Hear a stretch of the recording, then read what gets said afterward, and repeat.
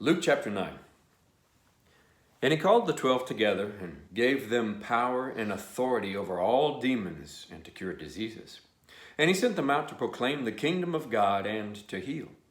And he said to them, "Take nothing for your journey, no staff, nor bag, nor bread, nor money, and do not have 2 tunics. And whatever house you enter, stay there, and from there depart. And wherever they do not receive you, when you leave that town, shake off the dust from your feet as a testimony against them." And they departed and went through the villages, preaching the gospel and healing everywhere.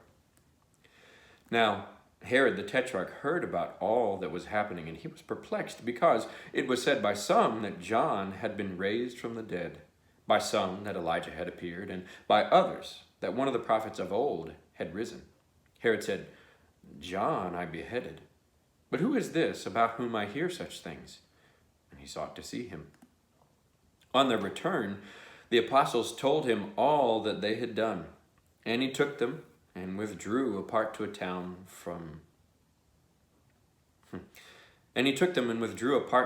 called Bethsaida. When the crowds learned it, they followed him, and he welcomed them and spoke to them of the kingdom of God and cured those who had need of healing. Now the day began to wear away, and the 12 came and said to him, "Send the crowd away to go into the surrounding villages and countryside to find lodging and get provisions, for we are here in a desolate place."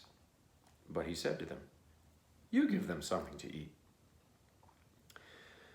They said, "We have no more than 5 loaves and 2 fish, unless we are to go and buy food for all these people." For there were about 5,000 men. And he said to his disciples, "Have them sit down in groups of 50 each." And they did so, and had them all sit down. And taking the 5 loaves and 2 fish, he looked up to heaven and said a blessing over them. Then he broke the loaves and gave them to the disciples to set before the crowd. And they all ate and were satisfied. And what was left over was picked up 12 baskets of broken pieces. Now it happened that he was praying alone. The disciples were with him. And he asked them, "Who do the crowd say that I am?" And they answered, "John the Baptist, but others say Elijah, and others that one of the prophets of old has risen." Then he said to them, "But who do you say that I am?" Peter answered, "The Christ of God." And he strictly charged them and commanded them to tell this to no one, saying, "The Son of Man must suffer many things and be rejected by the elders and chief priests and scribes and be killed, and on the 3rd day be raised." And he said to them all, "If anyone would come after me, let him deny himself and take up his cross daily and follow me. For whoever would save his life will lose it, but whoever loses his life for my sake will save it. For what does it profit a man if he gains the whole world and loses or forfeits himself?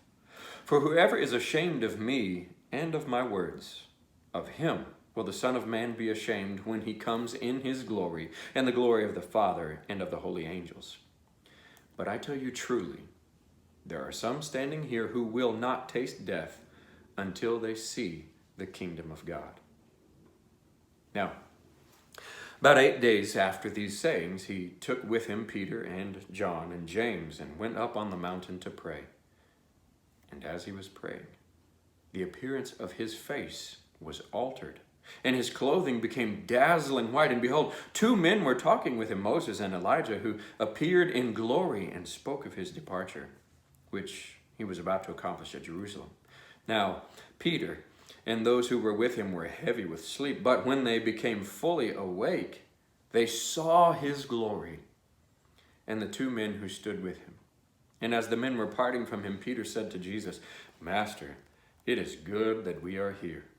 Let us make 3 tents, one for you and one for Moses and one for Elijah," not knowing what he said. As he was saying these things, a cloud came and overshadowed them, and they were afraid as they entered the cloud. And a voice came out of the cloud saying, "This is my Son, my chosen one. Listen to him." And when the voice had spoken, Jesus was found alone. And they kept silent and told no one in those days anything of what they had seen. On the next day, when they had come down from the mountain, a great crowd met him.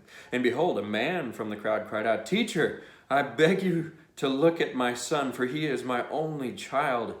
And behold, a spirit seizes him, and he cries out suddenly. It convulses him so that he foams at the mouth and shatters him, and will hardly leave him. And I begged your disciples to cast it out, but they could not." Jesus answered, "O faithless and twisted generation, how long am I to be with you and bear with you? Bring your son here." While he was coming, the demon threw him to the ground and convulsed him. But Jesus rebuked the unclean spirit and healed the boy, gave him back to his father. And all were astonished at the majesty of God. But while they were all marveling at everything he was doing, Jesus said to his disciples, "Let these words sink into your ears. The Son of Man is about to be delivered into the hands of men." But they did not understand this saying, and it was concealed from them, so that they might not perceive it. And they were afraid to ask him about this saying. An argument arose among them as to which of them was the greatest, but Jesus, knowing the reasoning of their hearts, took a child and put him by his side, and said to them, "Whoever receives this child in my name receives me, and whoever receives me receives him who sent me. For he who is least among you is the one who is great." John answered, "Master, we saw someone casting out demons in your name, and we tried to stop him because he does not follow us." But Jesus said to him, "Do not stop him, for the one who is not against you is for you." When the days drew near for him to be taken up, he set his face to go to Jerusalem, and he sent messengers ahead of him who went and entered a village of the Samaritans to make preparations for him. But the people did not receive him, because his face was set toward Jerusalem. And when his disciples James and John saw it, they said, "Lord, do you want us to tell fire to come down from heaven and consume them?" But he turned and rebuked them, and they went on to another village. As they were going along the road, someone said to him, "I will follow you wherever you go."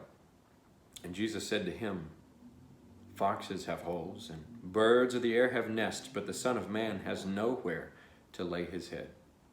To another he said, "Follow me."